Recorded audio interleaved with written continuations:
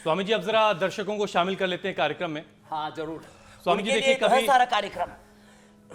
कभी मौसम की बीमारी तो कभी न्यूट्रिशंस की कमी से बीमारी, कभी वायरस तो कभी कोई फंगस, कभी कोई बैक्टीरिया।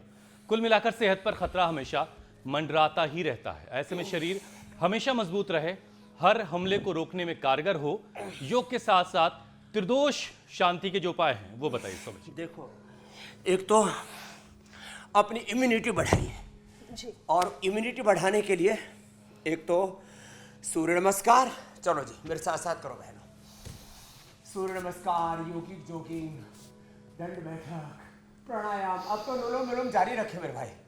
इससे भी वात पित्त का त्रिदोष का बैलेंस होता है और ये बात ही अप्रतिम है। सूर्य नमस्कार से इम्यूनिटी बढ़ेगी और आंवला एलोवेरा गिलोय पीने से इम्यूनिटी बढ़ेगी।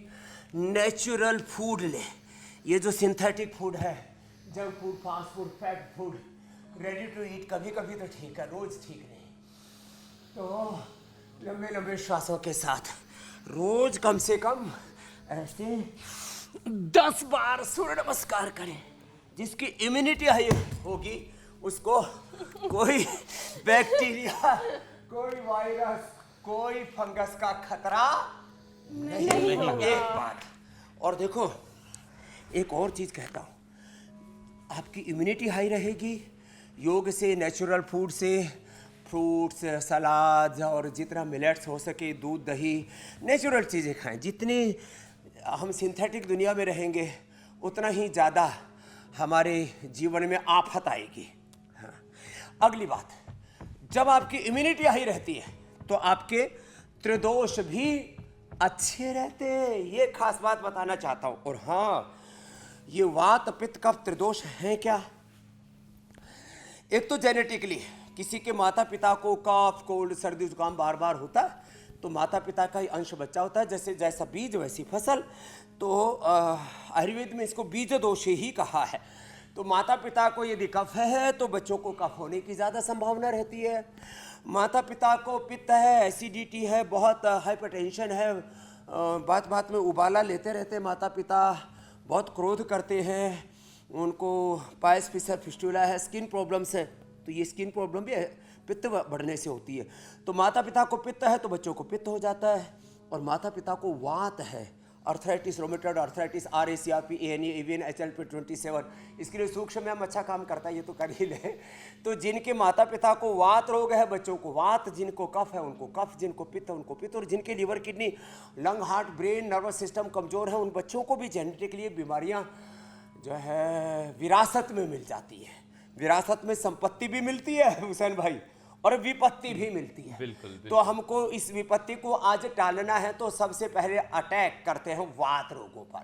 नहीं, उससे पहले स्वामी जी जरा एक चीज और लोग जानना चाहते हैं कि मान लीजिए किसी को खबर लग गई, उसने जान लिया कि उसका त्रिदोष इम्बैलेंस हो रहा है, वात पित्त कफ उसका बैलेंस नहीं है, बिगड़ चुका है, तो कितनी देर तक उसे रोजाना योगाभ्यास करना है और किस किस बैलेंस 45 मिनट जो इंडिया का टीवी इंडिया का टीवी टाइम का। है ना, ये इंडिया टीवी का टाइम फर्स्ट क्लास है। 45 मिनट्स टू 1 आवर, बस इतना योग करते रहे ना तो वात पित्त कफ, किसी का एक, किसी का दो, और किसी का तो 3-3 दोष। वात के साथ किसी का कफ भी बढ़ जाता है, वात के साथ किसी का पित्त बढ़ जाता है, और किसी का तो वात के साथ कफ भी और पित्त भी। जरा सी गोली खाई, कुछ पेन किलर लिया या कोई स्टीराइड लिया तो पित्त बढ़ गया, या आयुर्वेद की भी कुछ दवाई ली, हल्दी मेथी सौंठ भी लिया, उसी से पित्त बढ़ गया, फिर कफ भी बढ़ गया, सर्दी जुकाम, गला खराब हो गया, पता लगा अंदर जो है पूरे फेफड़े जाम हो गए और अंदर बहुत ज़्यादा फेफड़ों में इन्फ्लेमेशन हो गया। किसी को एक, किसी को 2, किसी को 3 दोष एक साथ बढ़ते हैं। इसको वहाँ त्रिदोष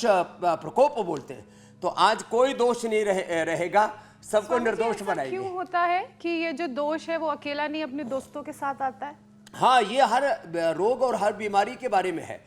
वात का एक पूरा कुटुंब है, 100 से ज़्यादा बीमारियां। आयुर्वेद में पहले 80 गिनाई थी महर्षि चरकश्रेष्ठ धन्वंतरी आदि ने, अब तो इसका कुणबा बढ़ के 100 से ज़्यादा, कफ रोगों का भी 100 से ज़्यादा, पित्त रोगों का भी 100 से ज़्यादा, टोटल मिलाकर के 500 से ज़्यादा बड़े रोग और करीब 1000 उनका जो कुटुंब खानदान है, 1000 से ज़्यादा, कहते हैं ना हजारों बीमारी। तो रोगों का भी एक कुणबा है